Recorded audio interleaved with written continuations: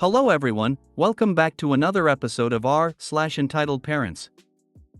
In today's episode, my FIL had a meltdown because I proved he doesn't know his son. My parents believe we should travel 10 hours via flight to them so that they get to see their granddaughter. Entitled Mom is upset that I did my job and had to inform her that her son is misbehaving. Before we get started, make sure to subscribe so you will never miss a video. So let's get started. My FIL had a meltdown because I proved he doesn't know his son. So me, 34M, and my husband, 30M, do our best to not spend an abundance of time with my FIL. He's a cowardly narcissist who says hot dog unironically. Ever since I came into the picture almost 7 years ago, we have simply not meshed. A great deal of that is due to the fact that I've spent those years instilling confidence and boundary setting in husband. FIL does not like being told no. We literally got kicked out of a restaurant one time because he couldn't accept that they wouldn't give him a discount. So needless to say, our interactions are nothing more than the exchanging of fake pleasantries. So last week we're over there for our quarterly visit. The way these evenings typically go is that my husband occupies my FIL while my MIL tests out her new English vocabulary on me. This time, my husband is doing the bulk of the talking to both of them because he's excited about the new organization he's working with. FIL keeps trying to change the subject because it's been 2 seconds since the subject of the conversation was about him.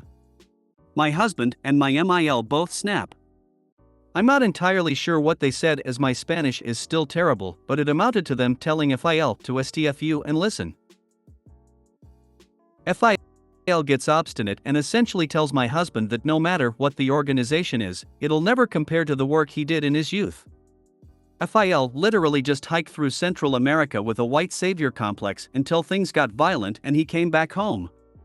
My husband understandably storms out with my MIL hot on his tail. Awkwardness ensues because I'm chuckling at FIL. FIL, he never spoke to me like that until you came along. Me, I know. I'm so proud. FIL, you've changed him. Me, no. This is who he's always been. You just never noticed it before. FIL, I know my son. Me, what's his favorite color?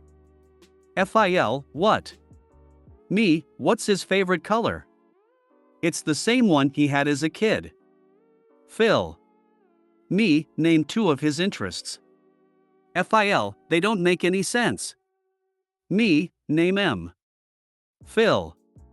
Me, here's an easy one. What's the name of the organization he's working with? Phil. This wannabe Bob Ross, granola-eating mofo, couldn't answer. My husband said the name of the organization like 5 times that night. Me, you wanna know the sad part? My parents can answer each and every one of those questions. And they've known your son a fraction of the time you have. Cue the screeching in Spanish. Being yelled at in a foreign language by a non-native speaker is a surreal experience. Obviously, my husband comes in and yells back and it blows up even more. But the part that stands out is the fact that FIL still refused to admit that he just hadn't taken a genuine interest in my husband in years. Like bruh, you don't even know your kid's favorite color. Hello? Now my husband is contemplating going no contact and I can't blame him. Says hot dog unironically. Please elaborate further. I say hot dog unironically. Groovy is another favorite. Are these red flags? My kid says that. But it's cause they have watched Mickey Mouse Clubhouse on Disney Plus so much. I also want to know why Op stated this.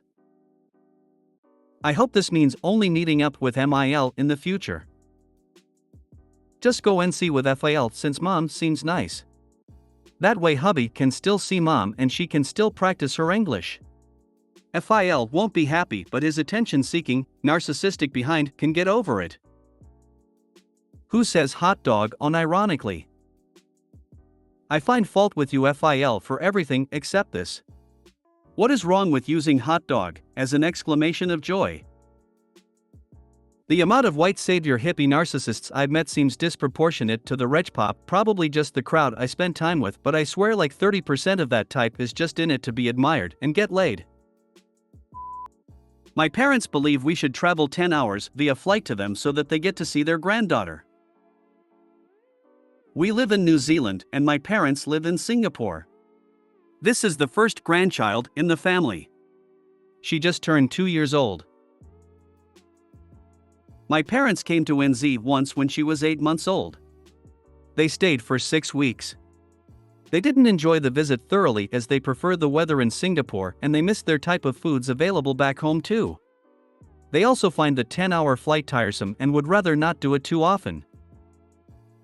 My husband is a teacher and they're expecting us to fly to Singapore during the summer holidays this year to spend a good 4 to 5 weeks with them so they get to see their granddaughter again.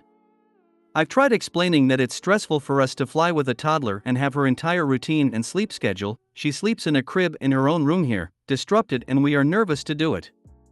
They emotionally blackmail us and say if we don't come to them then my daughter won't know them and they won't get to spend time with her.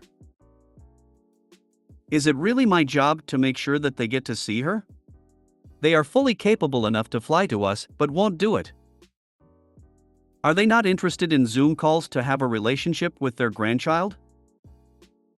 Why are they allowed to not feel comfortable with long travel and staying outside their home, but they want you to subject a 2-year-old to it?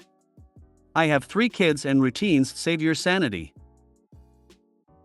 You take your kid to them and it'll be chaos trying to settle her there with a new routine, then trying to change back after the 5 to 6 week trip. They need to learn about video calls or something. LOL, not your job.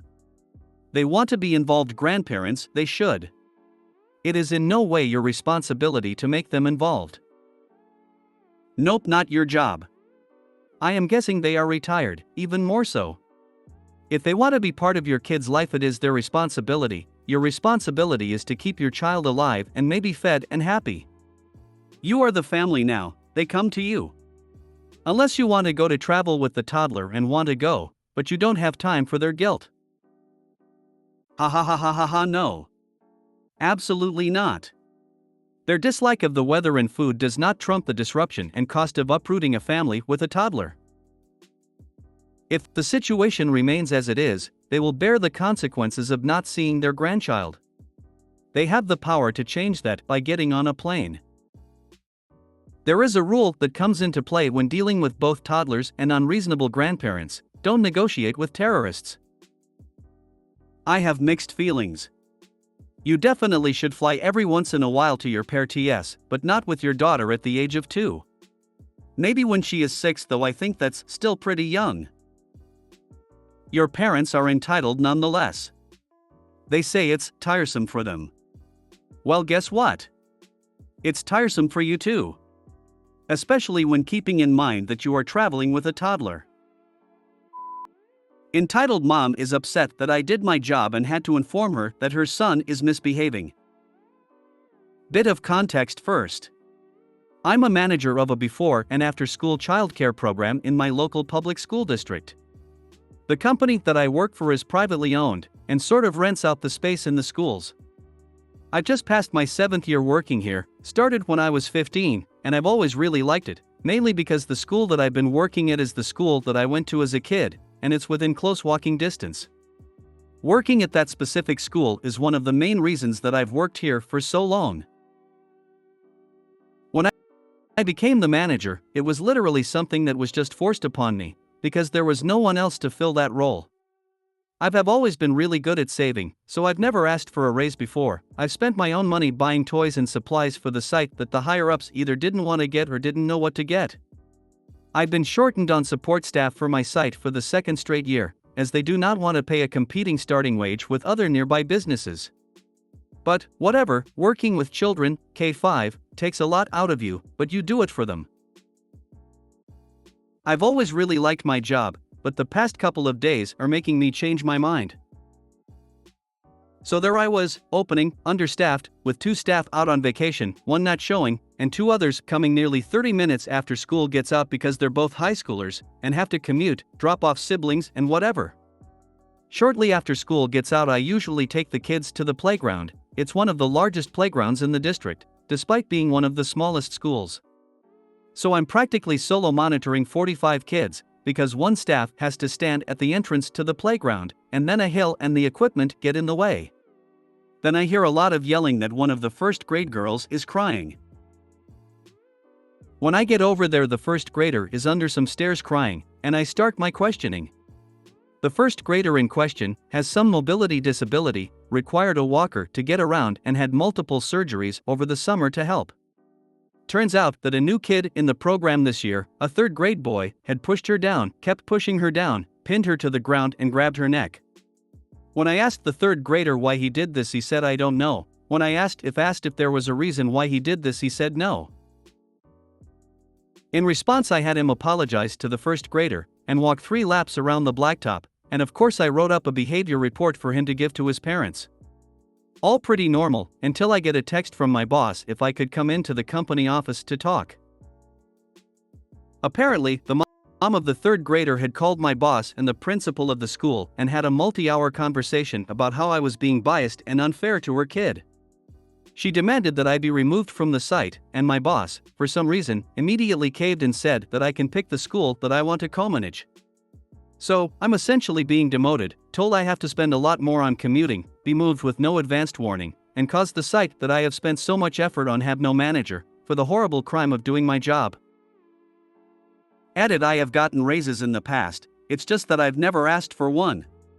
Really makes me think how shitty other companies can be. Added 2, the staff to child regulation in my area is 1 to 15. On paper, for that day, we were within ratio. But by the time I realized that one staff no-showed, we had already dropped to an in-ratio number of kids, and the staff who couldn't see anything counted for the ratio as they were on the playground. They just couldn't effectively see or monitor any meaningful number of them.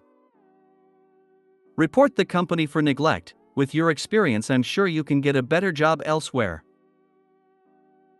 Also, let the first grader's parents know what happened and who was involved. All the consequences. Fireworks are pretty. The second part is against state regulations in my state. I can't inform any other parents that this is going on, and I might not get the chance to either, as my boss does not want me to return to that site. Yes, seriously, a ratio of 145 is why this happened. It's nowhere near safe. Go back and pick up everything you paid for out of your pocket. Then start looking for a new job. Quit without notice when you find a new one. Quit this company. Find somewhere that cares about the kids. Also, let other parents know what's going on. If you made it to the end of the video, thanks for watching. Don't forget to like, subscribe and share, and we will see you in the next video.